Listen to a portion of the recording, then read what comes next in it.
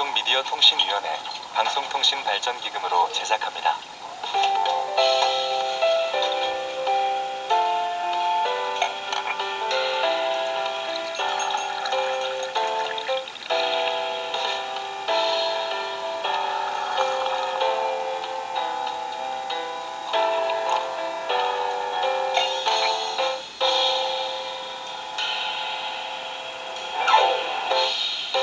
허버트 C. 에벌리도 그들의 도움을 받은 게 틀림없다.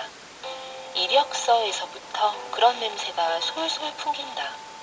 지금껏 봐온 이력서 중 최고라고는 할 수 없지만 그렇다고 특별히 흠잡을 때가 있는 것도 아니다. 그럭저럭 봐줄만 하다고 할까? 이 정도 이력서라면 특수중합체 용지 제품의 제조와 판매에 충분한 경력을 갖춘 관리자급 직원을 찾고 있는 제지회사에서 면접을 볼 수 있는 자격이 주어질 것이다. 그리고 에벌리는 그 문턱을 가뿐히 넘을 것이고, 그래서 그는 죽어야 하는 것이다. 무엇보다 중요한 건 정체를 철저히 감추는 일이다.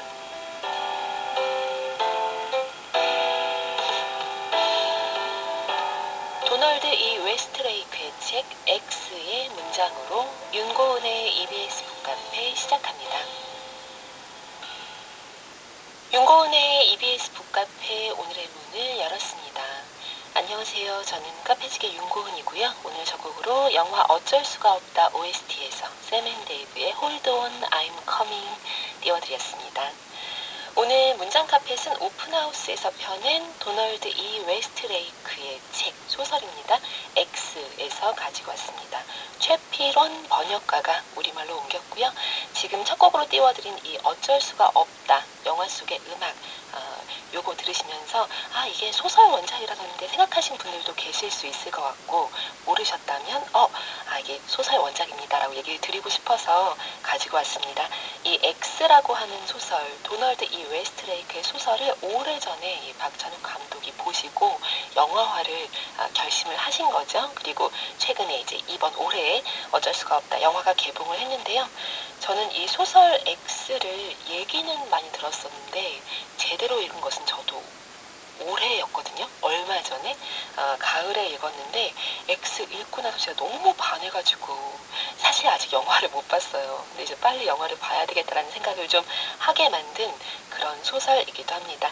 1997년에 나온 소설인데 저에게는 올해 너무나 강렬한 소설로 다가왔고, 이 설정 자체가 낡아가지 않게 느껴져서, 낡은 것이 아니게 느껴져서 좀 슬프기도 했습니다.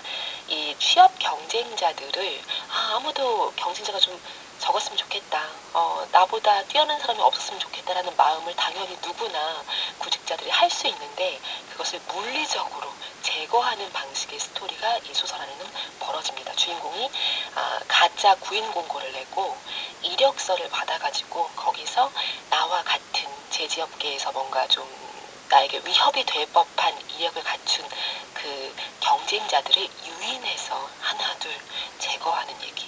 근데 이게 너무 끔찍한 설정이긴 하지만 이걸 두고 우리가 이 사람 괴물이네, 너무 무섭네, 이렇게만 보고 딱 가뿐하게 고개를 돌려버리고 끝날 수 있는 얘기가 아니라는 점에서 의미가 있었던 것 같아요.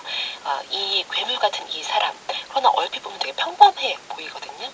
이 사람이 그토록 쟁취하고자 하는, 회복하고자 하는 그 평범한 시민의 삶이라고 하는 것이, 그 강박이 어찌 보면 이 효율만 추구하는 지금 이 우리 사회에서 나온 거 아닐까, 이 사회에 좀 일그러진 파편이 아닐까라는 생각을 결국 하게 만들기 때문에, 지금 이 사회를 돌아보게 만들기 때문에 이 다소 좀 과하고 도발적인 설정 같지만 비현실적이다라고 이렇게 치부할 수가 또 없었습니다. 김시아님은 영화 보셨나봐요. 영화 장면이 떠올려져요. 영화 보기 전에 책부터 읽을걸 이라고 하셨습니다. 순서가 어떻게 되든 그건 상관없는 것 같아요. 영화를 보고 나서 책을, 원작을 찾아보셔도 되고, 또 전혀 다른 세계인 거잖아요. 장르가 다르니까요. 그리고 또 저처럼 반대로 따라가도 될 것 같고요. 김새별님, 날씨가 꽤 쌀쌀하네요. 기분 관리가 잘 안 되는 오늘이라 북카페 바로 켬이라고 하셨어요. 기분 관리가 잘 안 되는 오늘이라고 하셨는데, 네, 우리 어느 틈에 12월로 넘어왔는데, 북카페 이 노래, 특히 음악 나가는 동안에 보이는 라디오를 보시면요, 거기에 그 화면이 나가고 있는데 그 화면 보시면 기분이 좀 빠르게, 좀 포근해 질 수도 있지 않을까 생각을 해봅니다. 이 12월 첫날이 아니고 이제 둘째 날인데 이 초반인데 눈 깜빡하고 나면 이제 메리 크리스마스 인사하는 데가 아마 올 것만 같아요. 그리고 새해가 닥쳐올 것만 같은데 다들 기분이 좀 복잡하죠. 그럴 때 북카페에서 하루하루 매일매일 인력 뜯는 기분으로 그렇게 함께 하시면서 좀 마음을 다잡으셔도 좋을 것 같습니다. 특히 제가 북카페 인스타그램에다가 살짝 또 게시물 하나 올려뒀는데요. 오늘 북카페 그 음악 나가는 사이에 흘러나가는 그 바게트 피디님이 원래 만드신 그림 이미지 거기다가 우리 카페인 하승성님이 북카페 그 카페인 굿즈 6주년 에코백을 살짝 넣어주셨어요. 그래서 그것을 지금 북카페 보라에 음악 나갈 때 띄우고 있습니다. 그거 딱 보시는 그 재미 누려보시면 좋을 것 같아요. 서혜진님, 어쩔 수가 없다 이야기에 홀려서 방금 사온 레몬을 냉동실에 넣을 뻔했어요. 물만두랑 같이라고 하셨어요. 레몬 냉동 보관하기도 하지만 그렇죠? 그럴 생각이 없으셨던 거죠. 이 어쩔 수가 없다의 주인공도 그렇죠? 이 X 원작의 주인공도 그렇고 이런 일상을 회복하고자 정말 애를 쓰는데 그 방법이 좀 너무 쇼킹했던 것이 있습니다. 저는 책에서 이 주인공이 책은 이제 배경이 미국이다 보니까요. 번지수를 찾아서 막 차를 몰고 가는 장면이 군데군데 나오는데 다음 목표를 찾아가는 거잖아요. 그 번지수 얘기만 나올 때마다 어우 막 그 무서운 기분이 공포감이 막 들기도 했는데 영화 어떨까? 박찬욱 감독이 어떻게 표현했을까? 또 한국의 배경이니까 너무너무 궁금해지더라고요. 그리고 우리 북카페에 그 우편물이 좀 많이 왔는데요. 그 중에 하나 제가 소개를 드리려고 합니다. 우리 카페인 장창님이세요.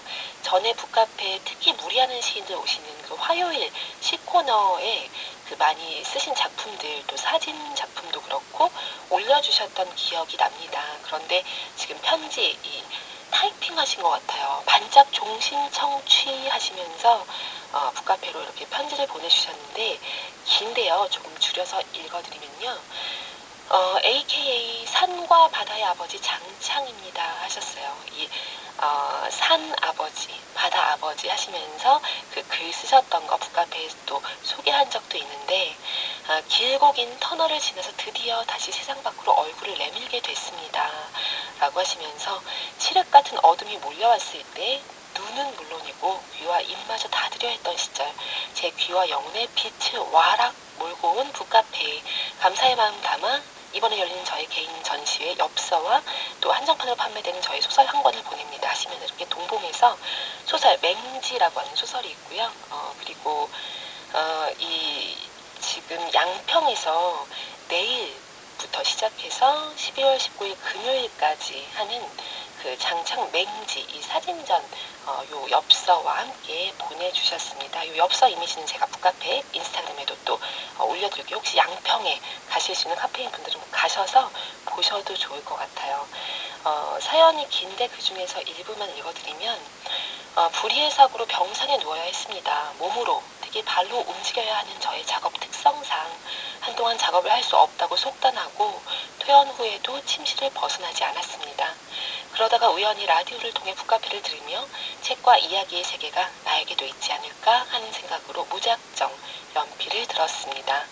아직 신춘문예 사수, 신출내기 소설가 지망생이지만 하지 않고는 못 배기는 이야기를 연화문 편 쓰다 보니 다시 그림과 사진으로도 제 지금의 모습으로 할 수 있는 이야기들이 드러났습니다 하시면서 이렇게 또 소식을 알려주셨습니다.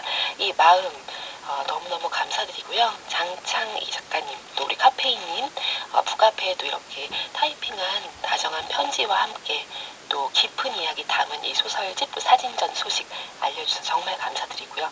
항상 북카페 옆에서 힘이 되겠다는 얘기 좀 전달해드리고 싶습니다.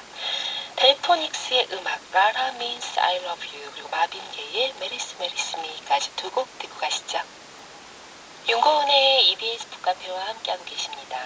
북카페로 이 우편물이 굉장히 많이 오는데요. 오늘은 또 이렇게 소개한 김에 또 하나를 살짝 더 얘기 드리려고 합니다. 이번에는 경남 사천에서 활동하는 날라리 카페인이라고 하시면서 맨들이 김희주입니다. 라고 이렇게 또 엽서를 함께 넣으셔서 쓰셔서 또 시집과 함께 직접 시집을 내셨습니다. 마음을 천장에 붙이다 라고 하는 김희주 시집을 보내주신 우리 카페인님입니다. 왜 날라리 카페인이죠? 궁금한데 사연에 보면 듣기만 하다가 토끼와 거북이 이야기에 사천 서포의 토끼리를 사진 찍어 문자 보낸 적이 있는 어쩌다 한번 참여하는 조용한 카페인이었죠 라고 하시면서 북카페 덕분에 호기심과 경청, 여유를 가지며 살려고 노력합니다. 두 번째 시집이시래요. 마음을 천장에 붙이다 이렇게 보내주시면서 가을과 겨울 사이에서 건강 유의하세요. 언제나 그 자리에 있어주셔서 감사해요 하시면서 김희주님 이렇게 사연 주셨습니다. 이렇게 카페인 분들이 직접 또 손글씨로 전해주시는 또 타이핑으로 혹은 손으로 써서 전해주시는 이 편지들 덕분에 또 따스하게 온기 가득 가지고 12월을 열어보는 기분이 듭니다. 12월 좀 잘 보내고 싶다라는 생각하시는 분들 많으실 것 같아서 이번 주 일간 카페인 주제를 이렇게 정해봤습니다. 멈춤의 미학입니다. 멈춤의 미학, 멈춰야 할 것들, 잠시 멈춤을 들여놓는 것이 미학이 될 수도 있는 세계들 어떤 게 있을까 생각해 보시면서 오늘은 특히 그 중에서도 전원을 끄는 밤에 대해서 얘기를 해볼까 합니다.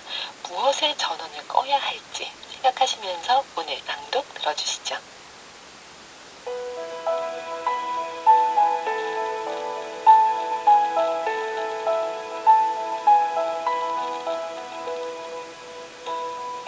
어느 연구에서는 우리가 하루 동안 확인하는 스마트폰 화면이 수십 번에서 많게는 수백 번에 이른다고 말합니다. 알림이 울려서가 아니라 혹시나 놓친 것이 있을까봐 스스로 화면을 켜보는 횟수까지 합하면 우리 손가락은 끊임없이 같은 동작을 반복하고 있죠. 문제는 이 리듬이 밤이 되어도 쉽게 멈추지 않는다는 점입니다. 불을 끄고 누웠는데 머릿속에서는 아직도 오늘 읽었던 메시지, 내일 해야 할 일, SNS에서 스쳐 지나간 문장들이 어지럽게 돌아다닙니다. 몸은 누웠는데 마음은 여전히 온라인인 상태. 그래서 더더욱 의식적인 멈춤이 필요해졌는지도 모릅니다. 이제부터는 안 볼 거야가 아니라 이 정도면 오늘은 충분해 라고 말할 수 있는 용기. 전원을 끈다는 건 단순히 기계를 끄는 일이 아니라 세상이 보내오는 수많은 요구들 사이에서 오늘의 나를 한번 감싸 안는 행위에 가깝습니다. 잠들기 30분 전 혹은 1시간 전 습관적으로 손이 가던 화면을 끄고 나면 처음에는 어색함이 찾아옵니다. 갑자기 조용해진 방, 어디선가 들려오는 냉장고 돌아가는 소리, 창밖에서 스치는 자동차 소리, 옆집에서 나는 작은 생활음들, 그 사이에 내 숨소리가, 이불이 스치는 소리가, 심장 뛰는 소리가 조금 더 선명하게 들려옵니다. 우리는 그제야 깨닫게 됩니다. 오늘 하루 얼마나 많은 시간 동안 바깥 세상의 소리에만 귀를 기울였는지를요. 전원을 끄는 밤은 세상의 소리를 끄고 나 자신의 볼륨을 다시 조금 올리는 시간이기도 합니다. 정보를 끄면 감각이 켜집니다. 화면을 덮으면 시선은 자연스럽게 방 안을 향하고 마음은 조금씩 오늘의 나로 되돌아옵니다. 분주한 낮에는 지나쳐버린 감정들이 밤의 고요 속에서 다시 떠오릅니다. 이건 괴로운 복기라기보다 자신에게 늦게 도착한 편지를 펼쳐보는 일에 가깝습니다. 전원을 끄는 밤은 아무것도 하지 않는 시간이 아닙니다. 오히려 아주 중요한 일을 하는 시간입니다. 하루 종일 켜두었던 세상의 채널을 잠시 끄고 다시 나의 채널로 주파수를 돌리는 일. 타임라인을 내리며 남의 이야기를 따라가는 대신 오늘의 나에게 무슨 일이 있었는지 조용히 되짚어 보는 일. 그리고 무엇보다 더 보지 않아도 괜찮다라고 스스로에게 허락해주는 일입니다. 우리는 너무 오랫동안 연결되어 있어야 안전하다고 배워왔는지도 모릅니다.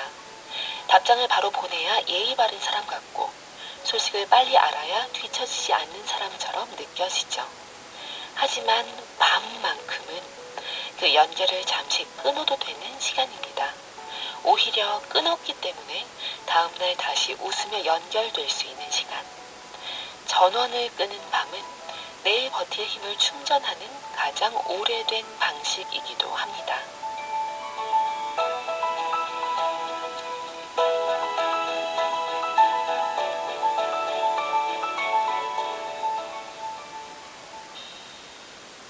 장기하와 얼굴 드리블은 느리게 걷자 띄워드렸습니다.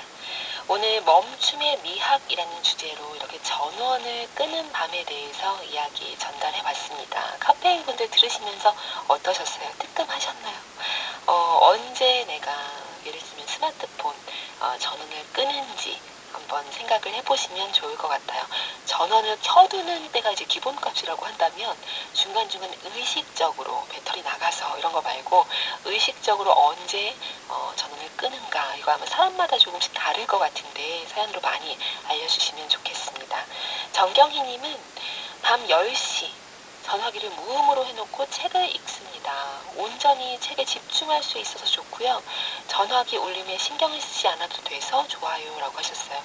아예 정말 설정을 바꾸시는 거네요. 다른 설정이었다가 전화기를 무음으로 이렇게 바꿔놓는다. 그쵸?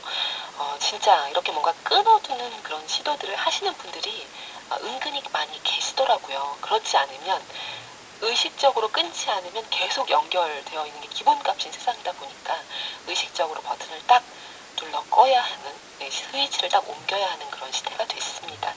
방향수님은 나를 똘똘 말아 감싸고 있는 나를 똘똘이네요. 똘똘 말아 감싸고 세상의 채널을 오프 나의 감각을 온 일깨우는 시간이라고 하셨습니다.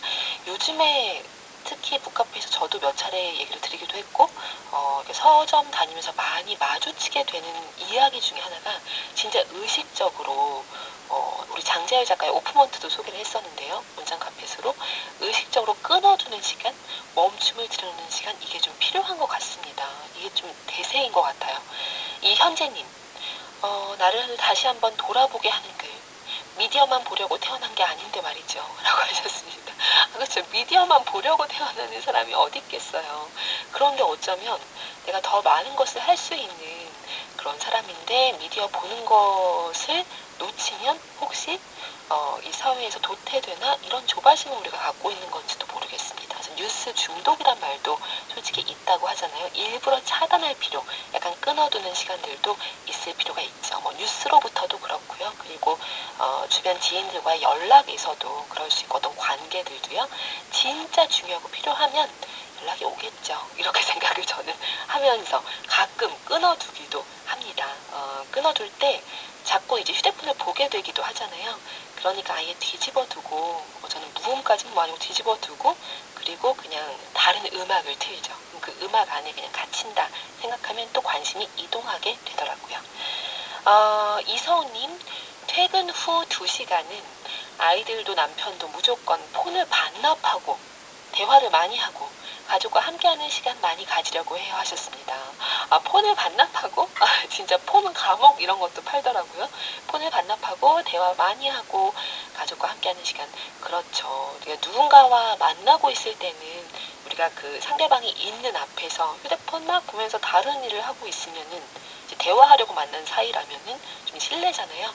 그런 마음을 가끔은 가족에게도 그렇지만 이제 나 스스로에게도 만들어줄 필요가 있을 것 같아요. 내가 나와 대화하는 시간이다 생각하시면 폰을 내려놔야 하는 걸 테니까요. 에피톤 프로젝트 한희정이 함께 부른 이화동 들으면서 이제 무리하는 시인들 만나러 가시죠.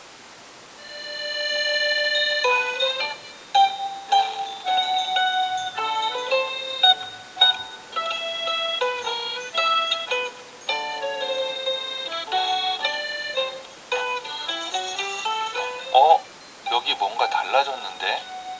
뭐가 달라요? 좋은 냄새가 나는데요. 상혁 시인님 때문인가 보다. 맞아요. 이럴 수가. 무리하시네요. 계속 무리하려고요. 가시죠. 그럼 무리하러. 네.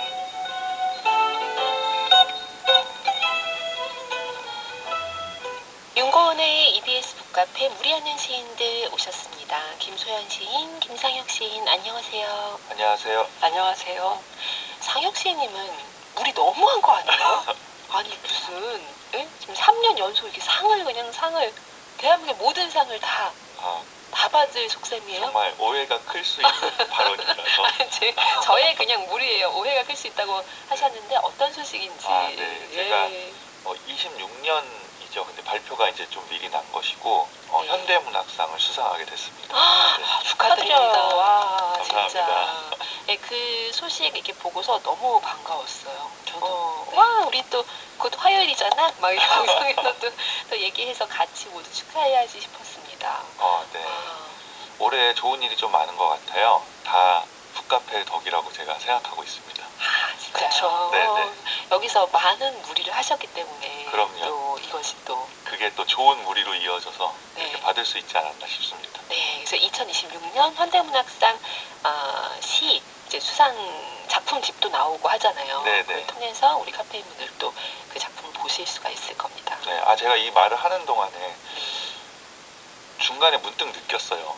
내가 너무 저음으로 목소리를 내고 있다. 목소리를 지금? 깔았다. 네, 그래서 지금 순간적으로 올렸는데 목이 아파가지고 그런 거고 절대 멋을 부리거나 그런 게 아닙니다. 아니 전혀 아무도 그런 생각 안 했는데 이렇게 무리하실 거예요? 지금 목이 조금 네, 그래서 좀 차분해지신 건데 차분하게 말하고 있어요. 그런데 이제 그게 또 혹시 좀 눈꼴사 나올까봐 네. 절대 그런 의도가 아니라는 걸 미리 말씀드리면. 네, 네. 지금 소연 씨님 웃음이 터지셔가지고. 네. 아무튼 좋은 소식을 이렇게 또 전하게 돼서 너무너무 좋습니다. 축하드려요. 감사합니다. 네. 두 분 시인님이 또 오늘도 작품들을 이렇게 가지고 오셨는데, 우리 하나하나 열어보도록 하겠습니다. 12월로 넘어와서 이제 소개하는 작품들이에요. 고르시면서 마음이 어떠셨는지 궁금해요. 저 12월인 줄 모르고 골랐습니다. 근데 소개하게 된 게 이제 어떻게 12월 첫 주가 됐는데, 네. 그쵸? 12월 첫 주에 어울리는 시와 산문을 다행히도 가지고 온 것 같아요. 제가 지금 소개해드릴 시는 우리나라에 처음으로 초역된 그런 일본 시인의 시예요. 네. 세계 중년회의라는 재미있는 제목으로 시집이 나왔고, 정확하게 말씀드리면 시선집이에요. 여러 권의 시집에서 이제 선별한 그런 네. 시선집이고, 요스모토 야스히로라는 지금 일본에서 왕성하게 활동하고 있는 남성 시인이고, 워낙에 세계적으로 잘 알려진 시인인데, 네. 이상하게 한국에는 아직 소개가 안 됐었는데 이번에 문학과 지성사에서 소개를 했더라고요. 그래서 반가워서 가지고 와봤습니다. 이 시선집 제목이 너무 재밌지 않아요? 네, 이게 두 번째 시집 제목으로 알고 있는데 시인의 아마 이 시집으로부터 더 이제 획기적인 어떤 반응을 좀 일으켰던 것으로 알고 있고요. 네. 시인의 시색에도 좀 독특해요. 그러니까 우리는 흔히 누군가가 사회 비판적인 시를 쓰는 것, 그 정도 한 가지 두 가지 특징이 있다면 이 시인은 거의 모든 시가 해야 할 모든 걸 다 수행하고 있다. 그렇게 좀 느껴져요. 그러니까 일단 아이디어도 되게 출중하고 SF적인 시도 쓰고 사회 비판적인 어떤 자본주의와 결부된 그런 내용도 있고 패러디, 대중문화, 말장난, 유머 이런 게 다 갖춰져 있습니다. 시로 모든 것을 다 하네요. 네. 이분은. 그래서 되게 여유로워 보이고 시로 하고 싶은 거 다 하는구나 하고 부럽게 느껴지는 그런 느낌이 있었어요. 어떤 작품일지 궁금합니다. 낭독 통해서 만나볼게요.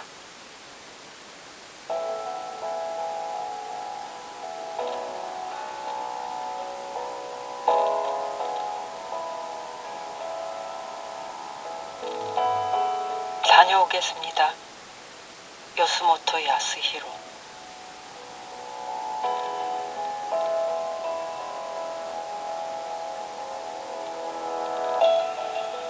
아침에 유치원에 간 아들이 저녁에 35살이 돼서 돌아왔다. 늦었네 하고 말했더니 벽에 걸린 뻐꾸기 시계를 그리운 듯이 올려다보면서 아들은 어른의 목소리로 응 하며 대답했다. 그동안 뭐 했어? 아내가 묻자 아들은 낯익은 미소를 띠고 머쓱하게 말했다. 3년 전에 결혼했고 아이는 없고 직업은 우주 건축가라고. 나도 그런 식으로 내 인생을 요약했지. 이 녀석 벌써 흰머리가 났네. 나와 동갑인 아들이 술을 따라주는 게 쑥스러워서 엉겁결에 고마워요 하고 말해버린다. 아내가 아들과 나의 얼굴을 찬찬히 비교해본다. 그런데 아들이 30년 후의 지구에 대해서 말하기 시작했을 때 우리 부부는 경악했다. 어떻게 그런 비참한 세계에서 용케 살아남았을까? 환경 파괴, 인구 폭발, 핵무기, 민족주의에다 테러리즘, 불씨는 지금도 곳곳에 넘쳐나고 있다. 가만히 있자. 그 지금이 돌이킬 수 없는 과거가 된 미래가 아들 세대의 지금이고 복잡하지만 최악의 시나리오가 현실이 된 것만은 확실하다. 저 소용이 없을까?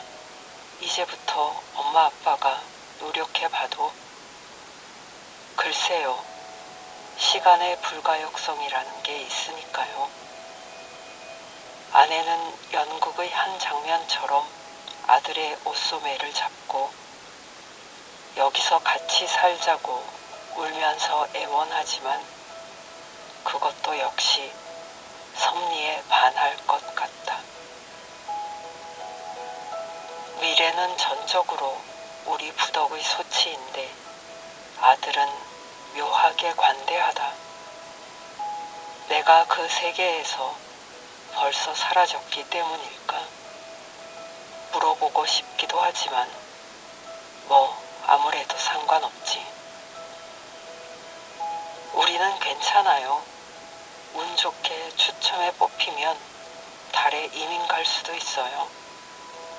아들은 허리에 손을 대고 영차 하고 일어서고 나와 악수를 나누고 아내의 뺨에 외국인 같은 몸짓으로 입을 맞춘 뒤 현관에서 한밤의 어둠을 등에 지며 돌아보고 다녀오겠습니다 라고 5살의 목소리로 외쳤다.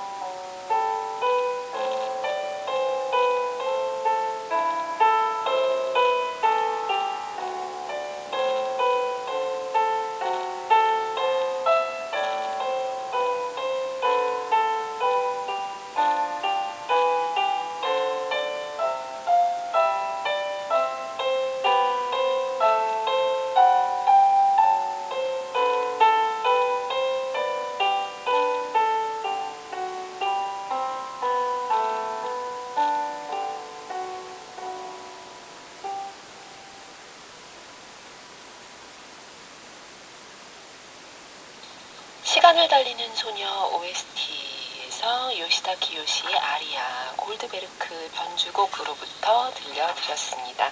문학과 지성사에서 펴낸 요스모토 야스히로의 시선집, 세계 중년회의에 담긴 작품 다녀오겠습니다.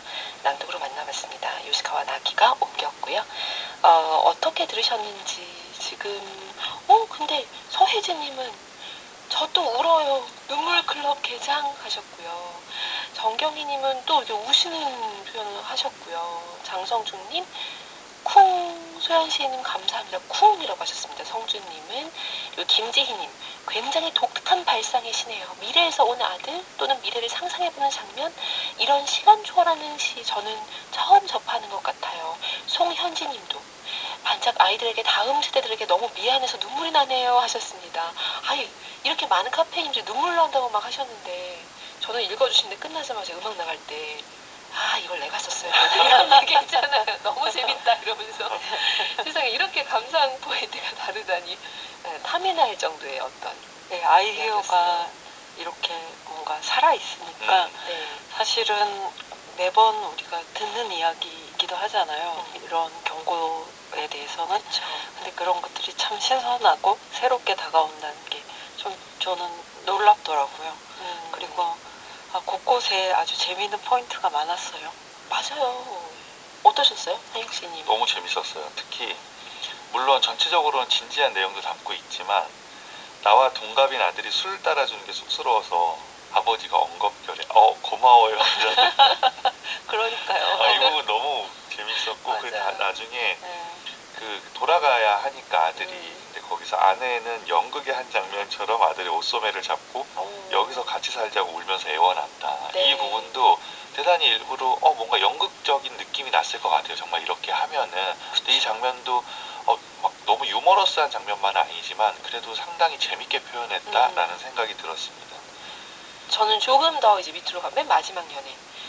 아들은 허리에 손을 대고 영차하고 일어서는 거 있잖아요. 아침에 유치원에 간 아들인데 지금 허리에 손을 대고 영차하고 일어서고 그리고 아내의 뺨에 외국인 같은 몸짓으로 입을 맞추는 거. 네. 얼마나 어색하 이렇게 좀 너무 생소하게 느껴졌을 거 아니에요. 주인공이 볼 때. 뭔가 문화가 많이 달라졌다 미래에는 이런 느낌이 들었고 저는 처음에 좀 마음이 안 좋았던 게 유치원 때 한창 예쁠 때 아기가 나가가지고 너무 나이 들어서 너무 속상하겠는데 했는데 마지막에 5살의 목소리로 다녀오겠습니다 하잖아요. 맞아요, 마지막에. 그렇다면 내일 아침쯤에는 5살 아기가 돌아와주지 않을까 이런 생각했어요. 그럴 수도. 꼭 와야 그렇죠. 됩니다. 네. 진짜 마지막 이 부분이 또 신비하게 느껴져서 맞아요. 어떻게 또 읽으실지 모르겠네요. 카페인 분들. 저는 이 부분이 제일 이 시가 진짜 뭔가 한 킥을 하는구나 이런 생각을 했는데 미래는 전적으로 우리 부덕의 소치인데 아들은 묘하게 관대하다. 다음에 내가 그 세계에서 벌써 사라졌기 때문일까? 이 표현이 주는 그 인간의 어떤 속성과 그 다음에 또 부모 자식 관계 이런 걸 떠나서 시간의 속성이라든가 너무 많은 생각을 하게 하는 거예요. 이 세 줄이 너무 뜻깊었습니다. 근데 그걸 또 물어보진 않잖아요. 그렇죠. 네.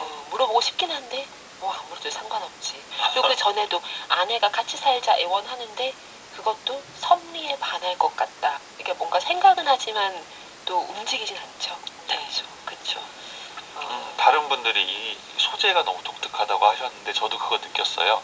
근데 보통은 이제 이렇게 노골적으로 쓸 생각을 못하는 게 너무 안타까웠어요. 저도 제가 썼으면 얼마나 좋았을까 이런 생각했거든요. 이거를. 근데 저는 가끔 누구를 생각할 때 아들이 내가 없는 미래에서 어떤 느낌을 가질까 이 정도는 생각을 많이 했어요. 시를 쓸 때.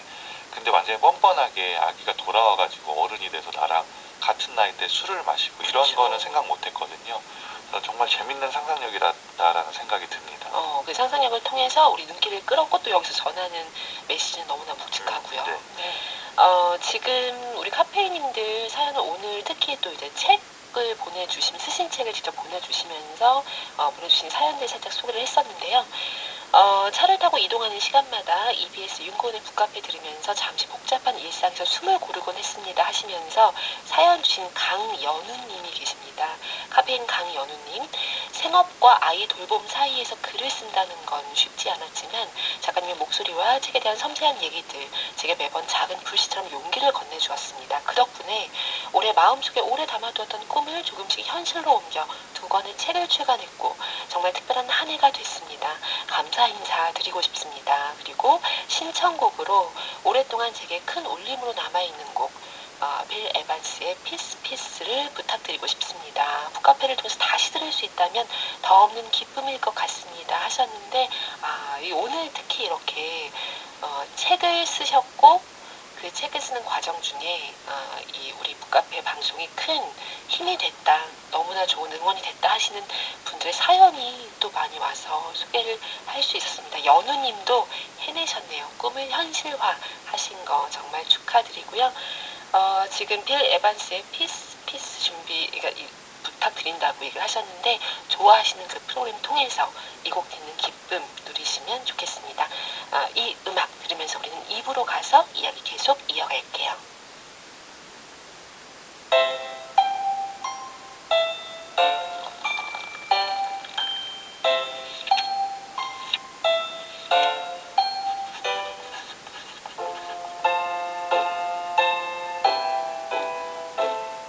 윤고은의 EBS 북카페. 윤고은의 EBS 북카페 무리하는 시인들과 함께 2부로 건너왔습니다. 김상혁 시인, 김소연 시인님 오늘도 이야기 함께 나누고 있고요. 우리 사연을 좀 볼까요? 네, 여지영님이 너무나 작디작던 아기가 성인이 되었다고 자꾸 늦게 오네요. 하하하. 그러고 저더러 자꾸 엄마 귀엽다고 하고 너무 장하고 사랑스럽지만 가끔 복잡한 마음이에요. 너무 장하고 엄마를 귀엽다고 미리 얘기할 정도. 근데 가끔 복잡한 마음이다. 이게 어떤 느낌인지. 근데 작디작던 아기가 네. 성인이 되었다고 그 뒤에 여러 가지가 붙을 수 있는데 자꾸 늦게 온다. 이거는 이 말도 너무 귀여운 것 같아. 맞아요. 성인이 되었다고 자꾸 늦게 오네요. 진짜. 0675 쓰시는 카페인님은 밥 먹고 설거지 하려고 하신다고 하시면서 윤고은의 북카페 말할 수 없는 기쁨 상 받으신 김상혁 시인님 축하드려요 하셨습니다. 감사합니다. 또 아까 상혁 시인님이 수상 소식 저희가 전할 때 이 얘기할 때 목소리 톤 너무 낮게 한 네. 것이 아닐까라고 얘기하셨던 그것 때문에 많은 카페인은 또 귀엽다고까지 귀여움도 노렸던 거야, 그쵸? 네, 상혁 시인님 심지어 어떻게 저런 생각하지? 너무 귀엽다, 상혁 시인님. 이런 사연도 지금 많이. 제가 이제 그 얘기를 듣고 나도 모르게 뭐가 튀어나오려고 했는데 뭐요? 막았어요. 어떤 거? 아이고. 진짜 찐 리액션이네요. 아이고가 네. 튀어나올 뻔했다. 네. 아무튼 좋은 소식들 이렇게 전할 수 있어서 좋고요. 카페인 분들도 또 책 내셨다, 또 글 쓰셨다, 뭐 글 쓰고 싶다는 사연들도 많이 보내주고 계시고요. 그리고 그냥 이 시간 즐겨주시면 됩니다. 이번에는 우리 상혁 시인님 골라오신 작품을 보겠습니다. 우리 동민 작가님께서 책을 내셨습니다. 그래서 그 산문집 제목이 우리는 서로의 첫 번째예요. 그래서 너무 재밌게 읽고 있는 책인데요. 그 중에서 저는 몰랐지만 다른 사람은 다 알고 있던 무라카미 하루키의 어떤 에피소드가 실려 있고 그에 대한 또 다른 이야기도 같이 담겨 있더라고요. 그래서 요거 공유해보면 재밌겠다라는 생각에서 가져와 봤습니다. 네, 그러면 상혁 시인님 낭독 통해서 만나볼게요.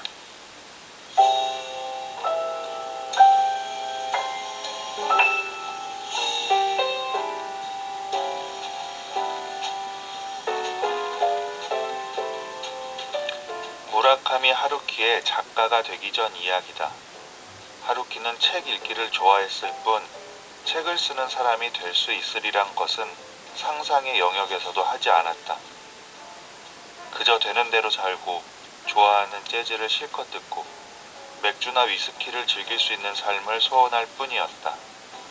그러던 어느 날이었다. 하루키는 야구장으로 향했다. 너무나 응원하는 팀의 경기라서가 아니었고 아주 중요한 경기여서도 아니었다. 그저 본능에 이끌려 야구장으로 향했다. 딱히 할 일이 없기도 했고 말이다. 그렇게 경기장에 도착한 하루키는 상쾌한 소리를 울리며 좌중간을 가르는 안타 장면을 마주하게 된다. 한 경기에도 몇 번이나 있을 법한 별것 아닌 장면. 그것을 보며 하루키는 나도 소설을 쓸 수 있을지도 모른다고 생각했다.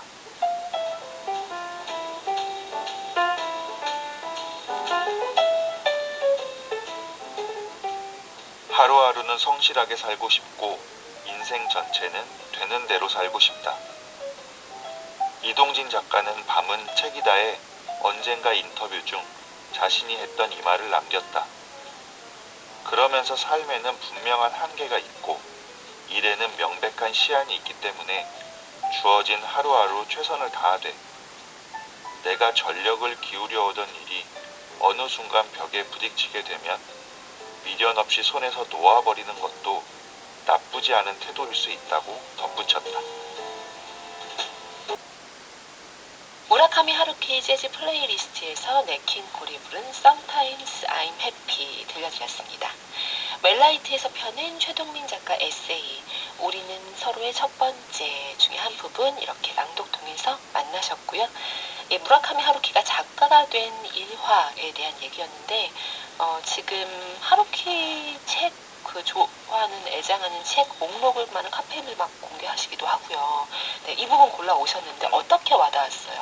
저는 우선은 최동민 작가님의 책이 전체적으로 소소한 일상에 대한 얘기가 보기 좋았어요. 근데 이제 골라올 때 너무 내가 이걸 골라오면 다 예상하는 것일 것 같기도 했고 뭔가 이 중에서 생각을 조금 해보게 하는 독자로 네. 하여금 그런 부분을 하나 골라보자라는 생각에서 일상은 내가 재밌게 읽고 우리가 같이 생각해 볼 수 있는 구절이 뭘까? 라고 조금 생각을 하면서 가져온 곳이에요. 네. 그래서 너무 전체적으로 재밌게 읽었는데 특히 이 부분은 읽으면서 나를 거슬리게 하는 부분도 되게 있었고 나를 거슬리게 했다. 어디가요? 우선은 하루키의 어떤 그 삶이었는데요. 그냥 예를 들면은 쓰고 싶지 않았다, 책을 좋아했다라고 하면서 되는 대로 살고 좋아하는 재즈 실컷 듣고 맥주나 위스키를 즐기는 삶은 속으로는 여기까지 읽었을 때 굳이 작가가 되지 않아도 될 것 같은데 그런 생각을 했어요. 근데 이제 네. 이런 게 바탕이 되니까 오히려 지금의 하루키 스타일이 만들어졌다는 생각을 그렇죠. 또 하게 됐습니다.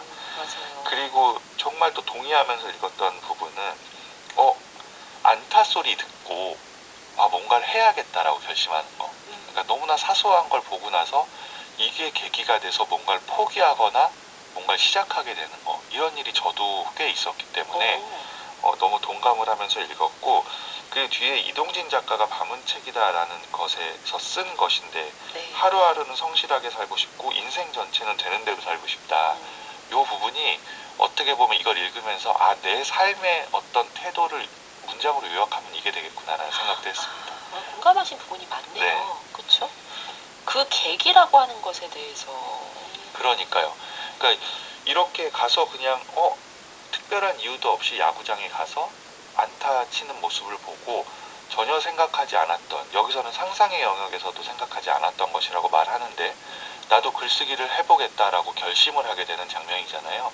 근데 돌아보면 이런 일이 있었고 저도 아마 카페인 분들도 이런 일이 있으셨을 것 같아요. 네. 어떤 일을 열심히 하다가 이만하면 됐다라고 생각하는 계기가 대단한 결심, 대단한 어떤 계기가 있는 게 아니라 그냥 설거지하다가 아니면 산책하다가 새 날아가는 거 보다가 이만하면 됐지 하고 포기하게 되거나 그냥 나도 한번 해볼까? 이런 생각을 하게 되는 경우가 있으셨을 것 같아요. 맞아요. 뭔가 진짜 눈길을 사로잡으면 뭐가 확 터지고 이러지 않아도. 네, 그냥 일상 속에서.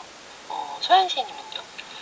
저는 사실 하루하루는 성실하게 살고 싶고 인생 전체는 되는 대로 살고 싶다라는 말이 어떻게 가능한지 잘 모르겠다라는 생각을 하는 쪽이에요, 오히려. 네.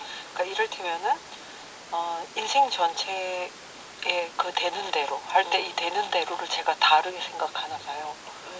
그래서 그런 거에 대해서 나중에 또 좀 자세하게 상혁 씨님한테 여쭤봐야지 하고 있었어요. 그러니까 지금 요 하나의 문장을 두고도 약간 다르잖아요. 그러니까 그쵸. 저는 어느 그냥- 만큼 되는 대로 그 어느 만큼을 가늠하다가 계획이 나올 뻔할 것 같은데요, 그러니까요. 지금. 저는 장기적인 계획이 정말 없거든요. 네. 그러니까 뭘 시작할 때도 그렇고 예를 들어서 공부를 시작한다. 그럼 이걸 언제까지 해야지 이런 생각을 하지 않고 그냥 되면 그날 시작하고 시작한 건 열심히 합니다. 누가 시키는 건 그날 하루하루 열심히 하는데 그게 뭐 내가 이걸 열심히 해서 이걸 쌓아서 어떤 사람이 돼야지 이런 생각은 하지 않는 편이에요. 그 정도 네. 선에서요. 네. 그러니까 욕심이나 목적이 뚜렷하지 않다. 네. 이런 정도라면 특히 5, 6년 후에나 이런 건 절대 생각해 본 적이 거의 없었던 것 같아요. 뭐 인생의 끝점이라든지 이런 걸 전혀 뭐 떠올리시다거나 네, 그런 건 없어요. 그러니까 뭐 예를 들어서 잔디 부장과 결혼할 때도 네. 결혼하니까 좋다 이런 생각은 하지만 음. 아이를 뭐 낳아야지. 근데 뭐 낳지 말아야지 이런 생각도 아니고 그냥 낳지 않는 게 편하겠는데 라고 생각을 했는데 아이가 생기면 열심히 키우자. 그냥 이런 식이에요. 자, 지금 이런 얘기들을 우리는 좀 주고받고 있는데 이나라님은 동민 작가님의 글을 상혁 시인님 목소리로 들으니까 새롭고 좋으네요 라고 하셨어요. 이동진 평론가의 하루하루는 성실하게 인생 전체는 되는 대로라는 말을 들을 때 알듯 말듯 했는데 동민 작가님의 글을 읽으니 달릴 때와 멈출 때를 아는 것, 사랑하는 어떤 일이 벽에 부딪혔을 때 놓아줄 줄 아는 삶을 말하는 거구나 라고 더 선명하게 다가와서 좋았어요. 이렇게 또 요 읽으시면 전체적으로 책으로 읽으시면 소소한 일상도 정말 아름다운 것이 많지만 그 일상을 통해서 생각해 볼 수 있는 부분이 정말 많아서 좋았어요. 네, 네. 곁에 계속 둬야 되니까. 네, 아니, 그렇습니다. 이렇게 자기 일상을 담보로 해서 어떤 글을 쓰는 거 워낙에 좋아해서 네. 그러니까 저도 그렇게 구매를 해서 읽었는데 맞아요. 읽었던 어느 한나절이 있었는데 그때 참 행복했고 그리고 약간 제가 뭔가 삶에 대해서 조금씩 스물스물 지쳐가고 있을 때였는데 더 굉장히 기분 좋게 제 일상과 제가 하는 일들을 다시 좋아하게 만들어주더라고요. 네. 그래서 이상한 마법이 있는 책이었습니다. 맞아요. 그렇기도 하고 또 동민 작가님이 이 책을 썼고 저는 뭐 일주일에 2번은 꼬박꼬박 보잖아요. 네. 북카페에서. 이 동민 작가님 자체가 이제 약간 보면 뭔가 마음에 평안을 좀 주는 그런 이제 마스코트처럼 느껴지는 그런 느낌까지 가더라고요. 뭔가 지금 어떤 표정으로 듣고 계실지 궁금한데요. 음악 듣고 다음 작품도 열어보도록 하겠습니다. 니콜라이 벤트 존 트리오의 연주로 더 굿 라이프 들려드릴게요.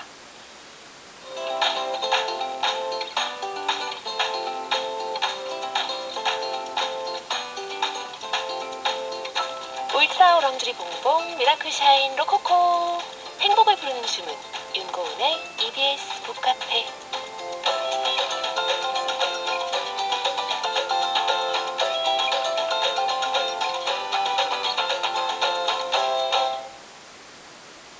윤고은의 EBS 북카페 무리하는 시인들과 함께하고 있습니다.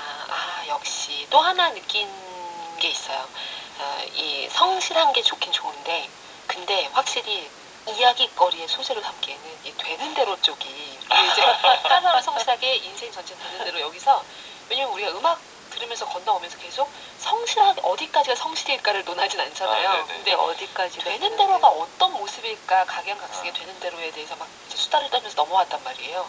이런 걸 보면 참 저는 얘기할 수 소연 있는 것과 시인님이 그게 너무 충격적이고 재밌었어요. 되는 대로의 기준이 문화마다 다를 수 있다. 그러니까 저도 맞아요. 이런 것도 맞아요. 성실함의 기준도 물론 다를 수도 있지만 좀 네. 얼추 비슷할 것 같아요. 그러니까 한국에서 되는 대로 산다가 허용하는 범위가 있고 미국이나 다른 나라에서 그쵸. 허용하는 범위가 다를 수 예, 있다. 우리가 들어온 작가들의 영역에 되는 대로의 끝판왕들을 생각해 보면 그렇죠. 있죠. 우리도 이제 일제강점기 때 작가들 중에서 굉장히 리버럴한 그런 성향의 작가들의 삶과 네. 성실한 삶은 또 극단적으로 다르잖아요. 네. 맞아요. 이런 얘기들 막 이렇게 지금 문장 하나 가지고도 긴 수다가 가능하다라는 것을 또 북카페에서 느낍니다. 장윤실님은 제 삶의 안타, 지금 하루키가 작가가 된 계기 살짝 만나봤는데 제 삶의 안타는 저를 일으키고 꿈꾸게 해주는 북카페 늘 고맙습니다 하고 사연 주셨습니다. 북카페 방송 이게 또 우연히 딱 접하고 혹은 매일매일 듣다가 어느 날 계기로 딱 삼게 되는 경험들 많이 하시더라고요. 네. 그리고 안타여서 너무 좋네요. 홈런은 좀 부담스러운데 제가 매번 홈런을 쳐드릴 수 있을지 매주 이런 거 홈런 좀 그거는 그쵸. 안타. 6998 쓰시는 카페인님 사연도 볼까요? 하루하루 성실하게 사는데 인생 전체가 막 되어지지는 않을 것 같아요. 김혜진 작가의 빈티지 엽서에서 본 것 같은데 인생은 대단하게 훌륭하거나 하지도 않고 볼품없거나 초라하지도 않은 그 사이쯤에 있는 것 같다라는 글이 떠오르네요. 그죠. 그러네요. 네. 대단한 훌륭함 그리고 진짜 초라한 거 그 사이 어딘가에 있다. 진짜 그렇습니다. 우리 이번에는 또 어떤 작품을 보게 될지 바로 열어보겠습니다. 네, 임승유 시인이 첫 산문집을 출간을 했어요. 산문집 제목이 텍스트 기억 연습이거든요. 산문집이 너무 재밌었어요. 제가 기본적으로 만연체를 별로 좋아하지 않는데 네. 엄청난 만연체가 곳곳에 구사되어 있는데 그게 너무 매력적이었고요. 그리고 완전 시인 한 명당 한 명이 새로운 자기만의 문체가 있구나 하는 걸 또 한 번 확인하게 해주는 그런 산문집이었는데 스토리텔링 하는 방식도 되게 독특했고 네. 너무너무 재밌어서 좀 읽어보시라고 지금 한참 권하고 있는 중이에요. 와, 권하신다고까지 하셔서 더 문체에도 집중하면서 네. 낭독 듣고 가겠습니다.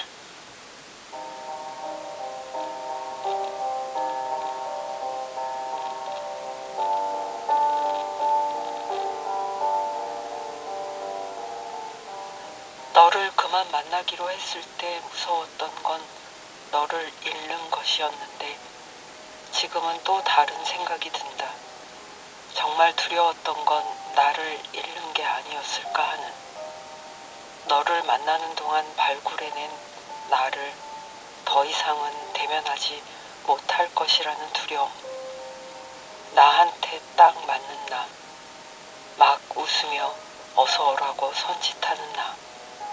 어딘지도 모르는 거기를 빛으로 색으로 활성화시키고 있는 나.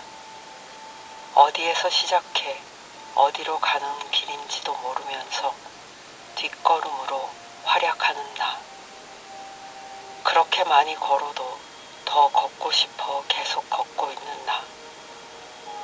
누군가의 시선을 의식하면서 그게 그렇게 좋은 나. 무슨 말을 들어도 그 말이 나의 털끝 하나 건드리지 못하게 반사를 할 줄 아는 나.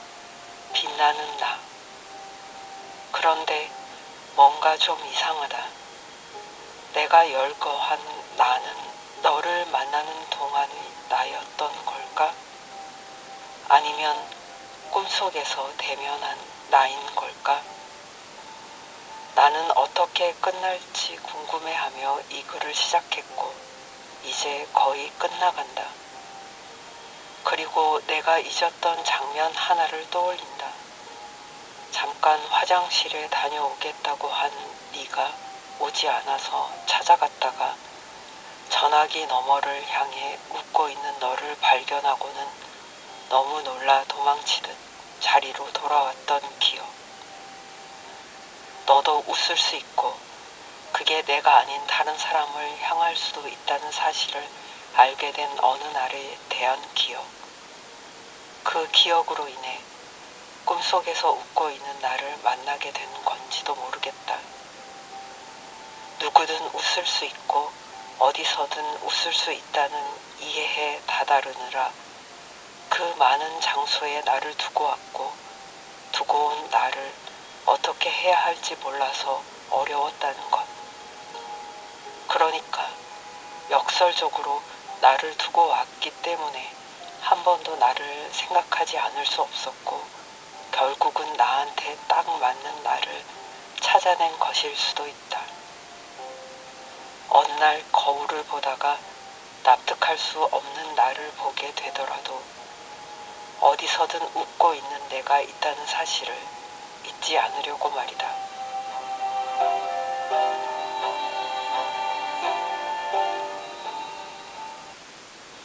영화 봄날은 간다 OST에서 주성우의 음악 잊혀짐 또다시 봄 띄워드렸습니다.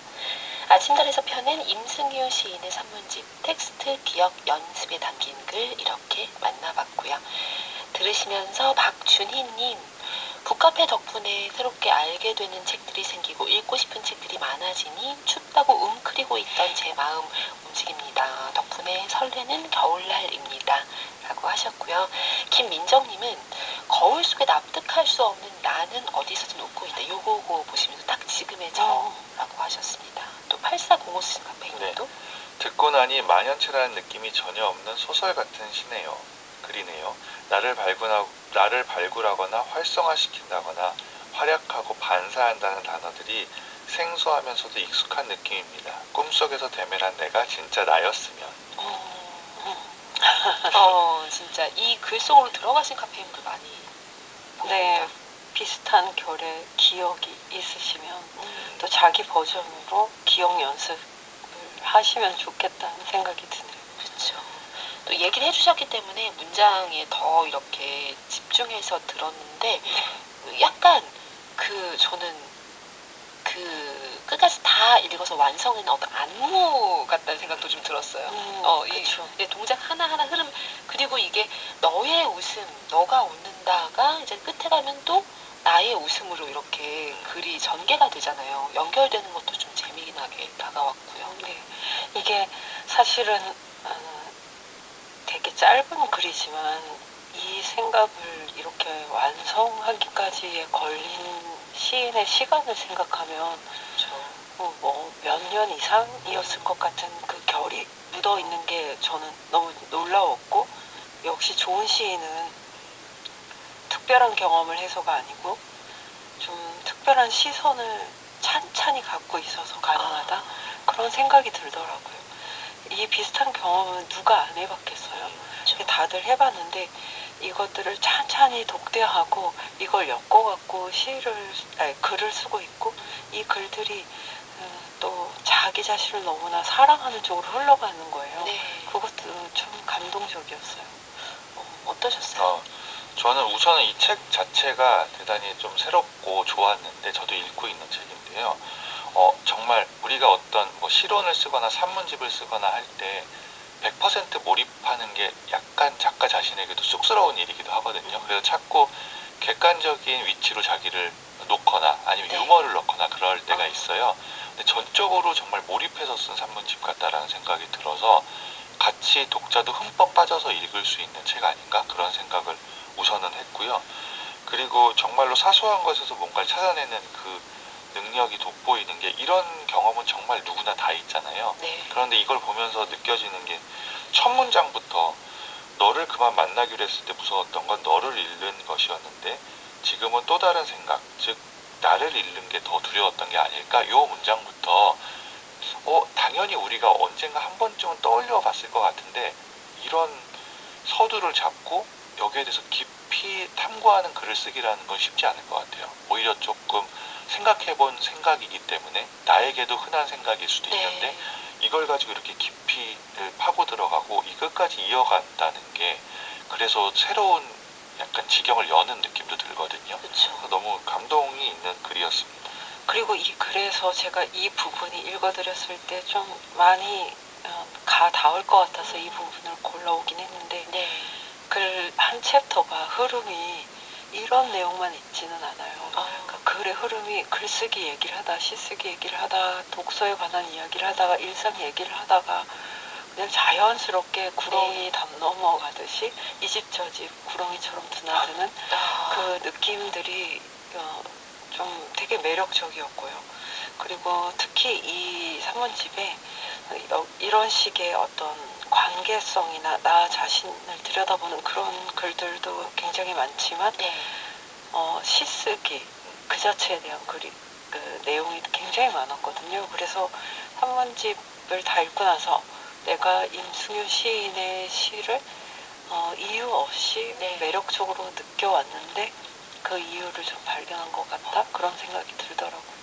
그리고 왠지 이 책을 보면 그런 생각을 조금이라도 하셨던 분들, 꿈꾸셨던 분들이라면 좀 당장 나도 좀 쓰고 그쵸. 싶다는 생각을 맞아요. 하실 것 같아요. 맞아요. 네. 되게 많이 부추기는 책일 것 같아요. 그리고 저도 모르게 실온 같다라는 얘기를 할 수밖에 없는 게 읽어보면 사실 읽고 나면 실온이었구나라고 느껴지거든요. 맞아요, 네. 맞아요. 네. 자, 그러면 음악을 듣고 그 다음 작품도 열어보러 가겠습니다. 더 필름의 함께 걷던 길, 에이프릴이 함께한 곡 띄워드릴게요. 윤고은의 EBS 북카페 무리하는 시인들과 함께하고 있습니다. 오늘의 마지막 작품은 상혁 시인님이 골라오신 걸로 또 보겠습니다. 네. 최아림 시 전집에서 제가 가져온 봄이라는 제목의 시를 가져왔어요. 근데 이렇게 추운데 한창 추울 때 봄이라니 라고 생각하실 수도 있는데 이 안에 겨울 얘기가 또 나오는 봄 시입니다.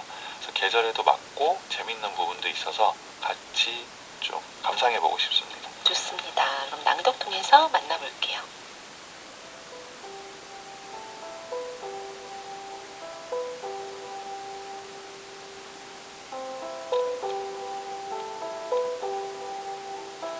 봄, 최아림.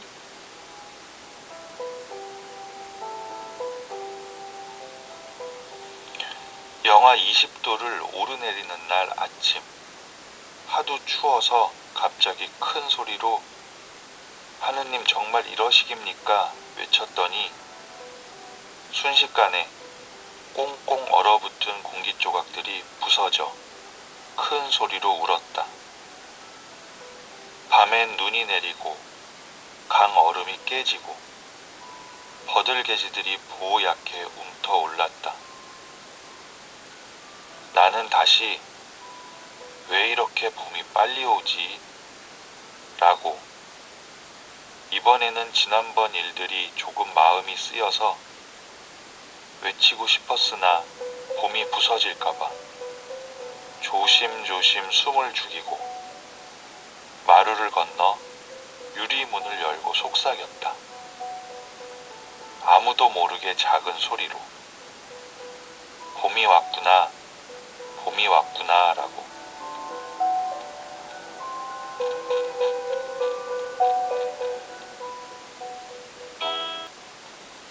문학과 지성사에서 펴낸 최아림 시 전집에 수록된 시 봄 낭독으로 만나셨고요. 이어서 김정미가 부른 봄 띄워드렸습니다. 정현숙님이 겨울에 듣는 봄 노래 좋네요. 마치 8월의 크리스마스처럼요 하고 사연 주셨는데 진짜 음악이 묘하게 그러니까 계속 향수를 네. 이게 따라붙을 것 같아요. 그죠? 네. 가면서. 진짜 계속 따라올 것 같은 네. 그런 음악입니다.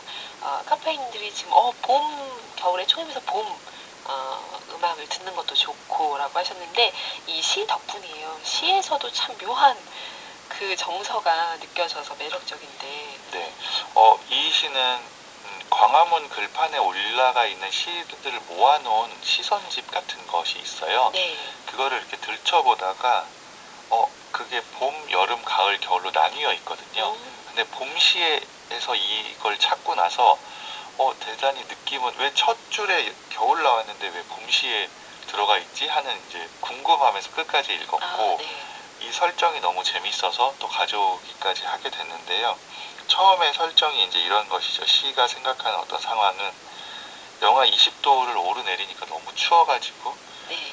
하나님 정말 이러깁니까? 라고 소리를 질렀더니 갑자기 강이 깨지고 꽁꽁 얼어붙은 공기 조각들이 부서져 버리고 큰 소리로 울면서 부서지고 겨울이 사라져 버린 거죠. 네. 그래서 이제 왜 이렇게 봄이 빨리 오지? 라고 말하려고 했는데 지난번 일이 신경 쓰여서 그걸 그만두고 마루를 건너서 조심조심 문을 열고 작은 소리로 왜 이렇게 봄 빨리 오지? 라고 말하는 대신 봄이 왔구나, 봄이 왔구나 라고 2번 속삭이는 것으로 끝이 나고 있습니다. 이 분량이 그렇게 길진 않잖아요. 시가 네. 여기서 이렇게 지금 말하고 있는 이 시적 화자의 표정이나 이 사람 어떤 사람인지 알 것 같고 네. 너무 저는 재밌어요. 이거 보면서 제가 예전에 봄에 관한 시를 쓰면서 어떤 마음으로 썼던 게 하나 기억이 났는데 네. 봄을 의인화하는 거는 현대시에는 별로 없을 테니까 내가 봄을 의인화해서 오히려 허를 한번 찔러보자. 오. 현대시. 네. 그런 생각으로 썼는데 역시 다 이렇게 쓰고 다 있었구나라는 생각이 그쵸. 들고 네. 너무 아름다운 시를 시인 읽어서 수만큼 있어도 되죠. 그러니까요. 독자로서는 네. 그런 걸 좋아하죠. 기다리죠. 그래서 이게 80년대 열림원에서 80년대 지금 정확한 연도는 87년인가 88년 뭐 이 정도였던 것 같은데 네.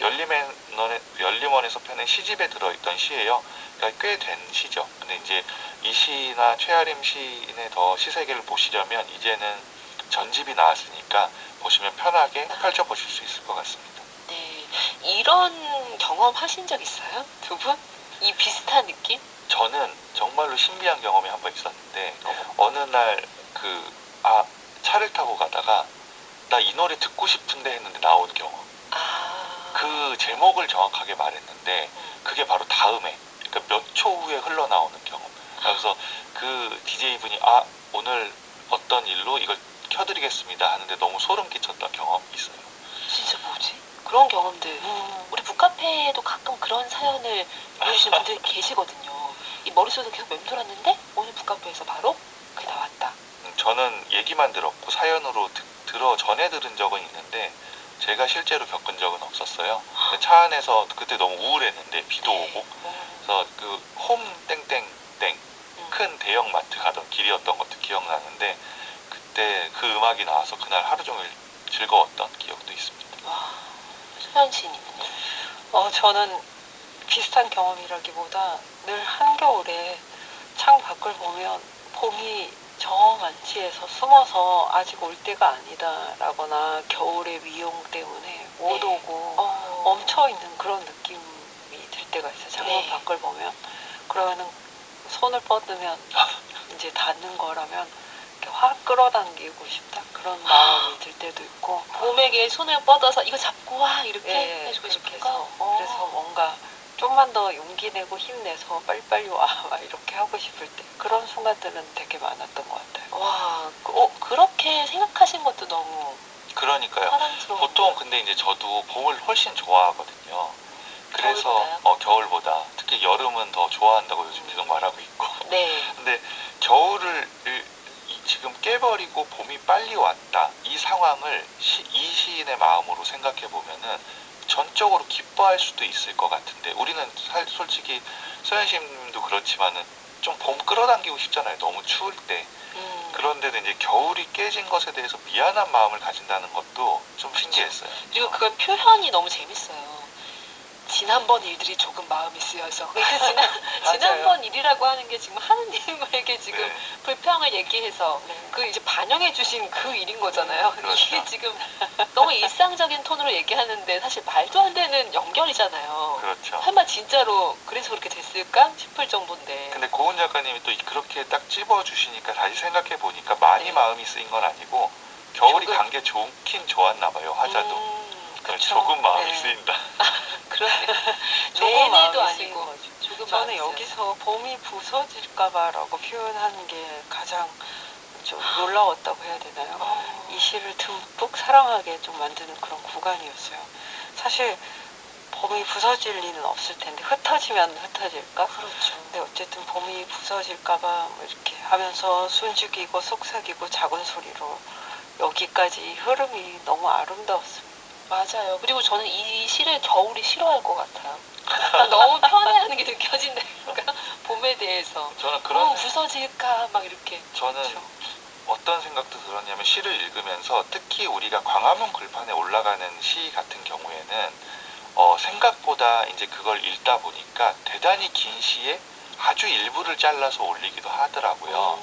그래서 전체적인 맥락하고 다르긴 한데 그래도 또 느낀 거는 대체로 선량한 시들이 아직도 이렇게 많이 쓰여지고 있고 우리가 충분히 이거 되게 멋진데 라고 할 만한 고운 마음들도 세상엔 있구나 이런 생각 들어요. 보통 이제 시가 다루는 정서라는 게 비극 아니면 슬픔, 우울 이런 걸 다루기 네. 때문에 그런데 이렇게 고운 시를 보게 되면 뭔가 저도 저는 원래 시에서 위로를 받는다 이런 거에 크게 그렇게 동의를 하지 않는 편이거든요. 항상 반만 동의를 하는데 그럼 위로보다는 다른 거예요? 네, 좀 새로움도 자극? 느껴보고 싶고 새로움도 딱 말씀하신 네. 자극을 느껴보고 싶은데 이런 거 보면은 이렇게 선량한 사람 조심조심 마루를 건너가는 이 마음 이런 것에 대해서 생각해 보게 됩니다. 새삼.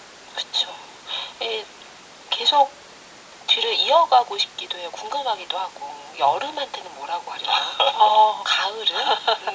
이런 태도로 봄, 여름, 가을, 겨울을 다 쓰면 너무 재밌겠어요. 그렇죠. 그 네. 특성들이 또 보이니까요. 네, 겨울은 쩡하고 갈라질 것만 같고 봄은 또 진짜 약간 이렇게 뭔가 좀 보듬어주고 싶고 안아주고 싶고 네. 마중나가고 싶은 거고. 네, 계절은 뭐 다 각자 기다리는 계절이 있을 텐데 저는 이렇게 제가 썼다면 이렇게 착하게 잘 못 썼을 것 같아요.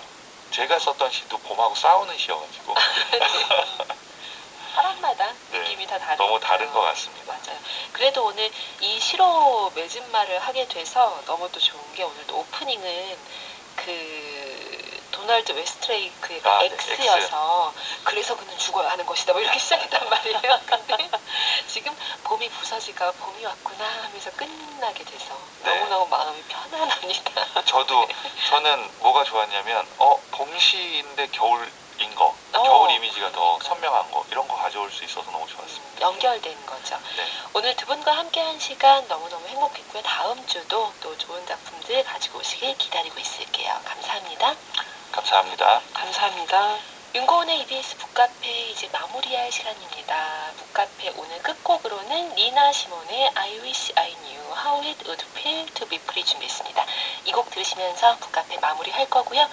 윤고은의 EBS 북카페는 문장 수집가 소마북에서 북다트를 선물로 드리고 있습니다. 카페인 분들 오늘